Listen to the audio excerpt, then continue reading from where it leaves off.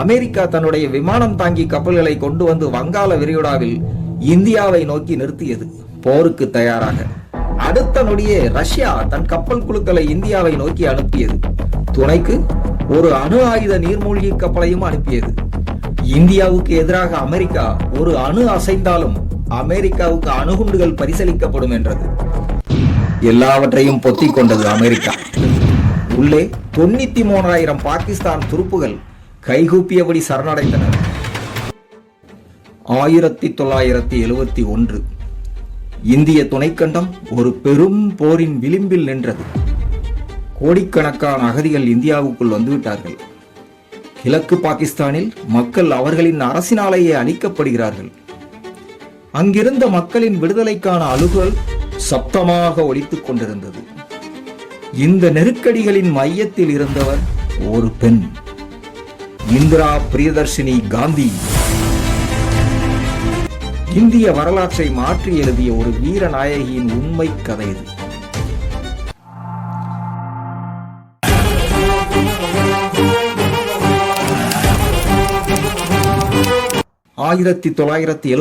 March மாதம் பாகிஸ்தான் ராணுவம் operation சர்ச்லைட் என்ற பெயரில் கிழக்கு பாகிஸ்தானில் தன் சொந்த மக்களை கொத்து கொத்தாக கொலை செய்து கொண்டிருந்தது. காரணம் இனவெறி. அங்கிருந்த வங்காள மக்கள், குறிப்பாக இந்து மக்கள். அங்கு நடந்தது வெறும் அடக்குமுறை அல்ல, இன அழிப்பு, ஜெனோசைடு.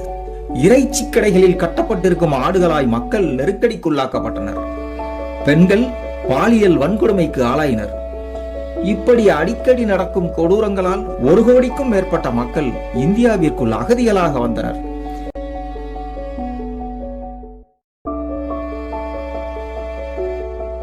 இந்தியா கையை கட்டிக்கொண்டு வேடிக்கை பார்த்து கொண்டிருக்க முடியாது.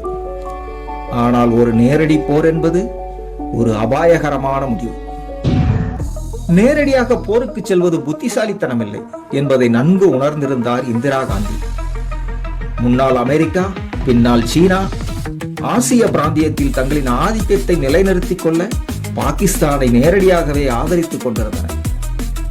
அதனால் முதலில் இந்திராவின் யுத்தம் டிப்ளமசி. உலக நாடுகளுக்கு பயணம் செய்ய துவங்கினார். UK, German, Russia. மாஸ்கோவில் அவர் ஒரு அதிரடியான ஒப்பந்தத்தில் கையெழுத்திட்டார். சோவியத் யூனியனுடன் நட்பு பிணைப்பு ஒப்பந்தம். எதிரிக்கு எதிரி, நமக்கு நண்பன். இது ஒரு அடையாளம். இந்தியாவை இனி யாராலும் தடுக்க முடியாது. இந்திரா இந்திய ராணுவத்தின் தலைவர் மானக்சாவிடம் கேட்டார், நாம் தயாரா? இன்னும் கொஞ்சம் அவகாசம் வேண்டும் என்றார் மானக்சா. அதற்கான நேரத்தை கொடுத்தார் இந்திரா. அதே நேரம் இந்தியாவின் ரிசர்ச் அண்ட் அனாலிசிஸ் விங் முக்தி பாகினியை ஆயுதமாக்கியது.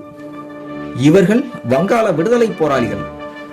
இந்தியாவின் உதவியோடு இவர்கள் கிழக்கு பாகிஸ்தானில் உள்ள பாகிஸ்தான் ராணுவத்தை உள்ளிருந்தே தாக்கி சிதைக்க துவங்கினர். 1971 டிசம்பர் 3 11 இந்திய வான்படை முகாம்கள் மீது ஒரே நேரத்தில் தாக்குதலை மேற்கொண்டு இந்தியாவின் மீது போரை திணித்தது பாகிஸ்தான். இந்தியா தன் தீவிரமான பதிலடிகளின் மூலம் கிழக்கு பாகிஸ்தான் விடுதலை போருக்குள் நுழைந்தது. வானில், தரையில், கடலில் பாகிஸ்தானை 3 பக்கமும் தாக்கியது இந்தியா.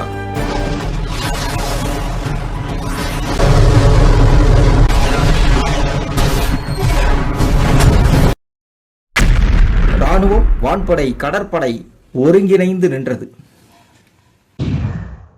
அமெரிக்காவும் அதன் அப்போதைய புதிய கூட்டாளியான சீனாவும் பாகிஸ்தான் பக்கம் நின்றன. பாகிஸ்தானுக்கு பொருளுதவியும் ஆயுதங்களும் தங்குதடையின்றி கிடைத்தது. ஈரானையும் பாகிஸ்தானுக்கு உதவ சொன்னார் அன்றைய அமெரிக்க அதிபர் நிக்சன். என்றாலும் பாகிஸ்தானை துவம்சம் செய்து கொண்டிருந்தது இந்தியா. பாகிஸ்தானின் தோல்வி உறுதி என்று தெரிந்தபோது அமெரிக்கா தன்னுடைய விமானம் தாங்கி கப்பல்களை கொண்டு வந்து வங்காள விரிகுடாவில் இந்தியாவை நோக்கி நிறுத்தியது போருக்கு தயாராக. அடுத்த நொடியே ரஷ்யா தன் கப்பல் குழுக்களை இந்தியாவை நோக்கி அனுப்பியது. துணைக்கு ஒரு அணு ஆயுத நீர்மூழ்கி கப்பலையும் அனுப்பியது. இந்தியாவுக்கு எதிராக அமெரிக்கா ஒரு அணு அசைந்தாலும் அமெரிக்காவுக்கு அணுகுண்டுகள் பரிசளிக்கப்படும் என்றது. எல்லாவற்றையும் பொத்திக் கொண்டது அமெரிக்கா. 13 நாட்களில் யுத்தம் முடிவடைந்து விட்டது. டிசம்பர் 16, 1971 இந்திய படைகள் பாகிஸ்தானின் டாக்கா நகரத்தை சுற்றி வளைத்தது. உள்ளே 93,000 பாகிஸ்தான் துருப்புகள் கைகூப்பியபடி சரணடைந்தனர். உலக வரலாற்றிலேயே 2ஆம் உலகப் போருக்கு பிறகான மிக பெரும் சரணடைவு இதுதான். பாகிஸ்தான் ராணுவம் அதிகாரப்பூர்வமாக இந்தியாவிடம் சரணடைந்தது. அதே நாளில் பங்களாதேஷ் என்ற புதிய நாடு பிறந்தது. இந்திரா காந்தி வெறும் பிரதமர் அல்ல, ஒரு யுத்த தலைவி.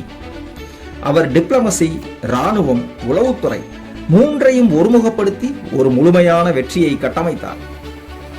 எத்தனையோ நெருக்கடிகளின் மத்தியிலும் தன் உறுதியை நிலைநாட்டினார்.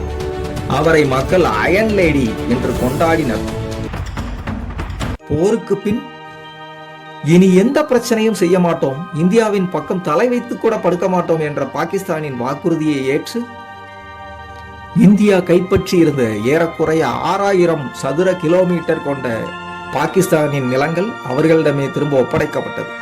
93,000 பாகிஸ்தான் வீரர்களும் விடுதலை செய்யப்பட்டு பாகிஸ்தான் வசம் ஒப்படைக்கப்பட்டனர். சிம்லா ஒப்பந்தம் கையெழுத்தானது. ஆனால் பாகிஸ்தானின் வசம் பிடிபட்ட சில இந்திய ராணுவ வீரர்கள் இன்று வரை நாடு திரும்பவில்லை என்று கூறப்படுகிறது. கழுதை புலிகள் திருந்தியதாக எந்த வரலாறும் இல்லை. சிங்கங்கள் தான் கவனத்துடன் நாட்டை ஆள வேண்டும்.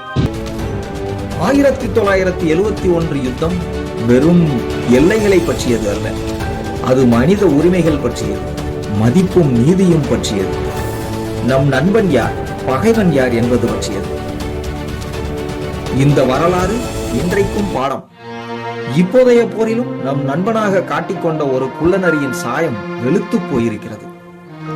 உக்ரைன் மீது வீணாக போர் தொடுக்கிறது என்று இந்த நரி கூட்டம் ரஷ்யாவுக்கு எதிராக பாய்ந்தபோது இந்தியா ஏன் டிப்ளமேட்டிக் பாலிடிக்ஸ் செய்தது என்பதை நம்மால் இப்போது புரிந்து கொள்ள முடிகிறது. என்றும் வெல்லட்டும் என் இந்தியா. ஜெய்ஹிந்த். இந்திய வரலாற்றில் மற்ற யாரை பற்றி தெரிந்து கொள்ள வேண்டும் என்று விரும்புகிறீர்கள் என்பதை கமெண்ட்ல சொல்லுங்க. நம்ம அடுத்த வீடியோ கண்டிப்பா அதை பத்திரா தான் இருக்கும்.